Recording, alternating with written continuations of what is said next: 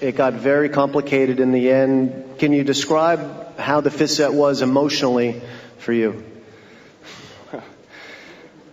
It's difficult to describe, you know. I was just trying to focus every point. I mean, Andy deserved the credit to come back to the match after 2-5 down. He was fighting, I was fighting, and you know, there is not much words that can describe the feeling I have now. The feeling of the match is just the result says it all. Thank you guys for staying this late and hopefully you're entertained.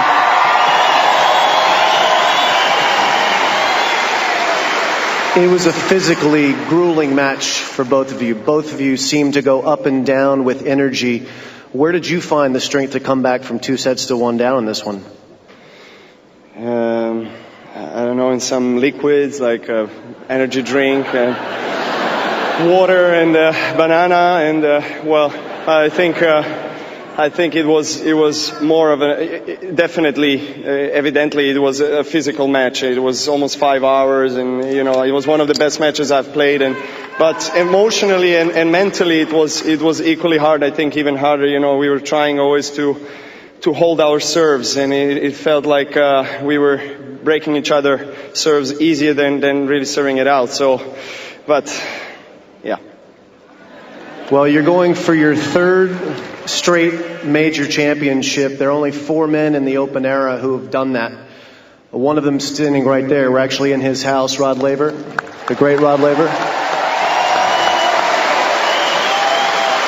Pete Sampras, Roger Federer, and your opponent for the 3rd straight time, Rafael Nadal. You're going to join good company if you can win on Sunday night. What do you think about that matchup with Rafa in the finals?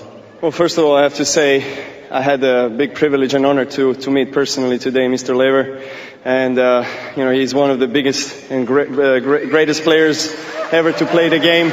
Thank you for staying this late, sir. Thank you.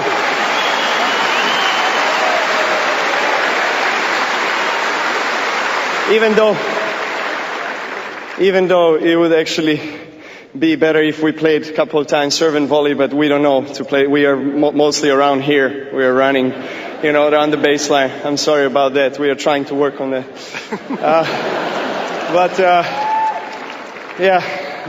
What to say? Really, another final, and I'm extremely delighted to be in a final, and of course, what can be a bigger challenge than playing against Rafa Nadal, you know, one of the greatest players ever. I mean, the guy who's been playing so well in this court.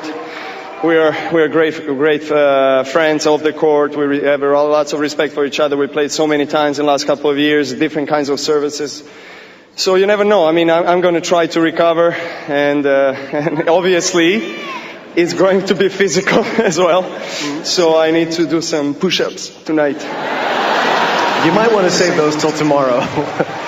I do have one more fairly serious question. Nadal came into this tournament last year, and he was on a run trying to win 4 majors in a row, and you stopped him. And you stopped him at every turn last year. You beat him 6 times out of 6. How did you turn that rivalry around?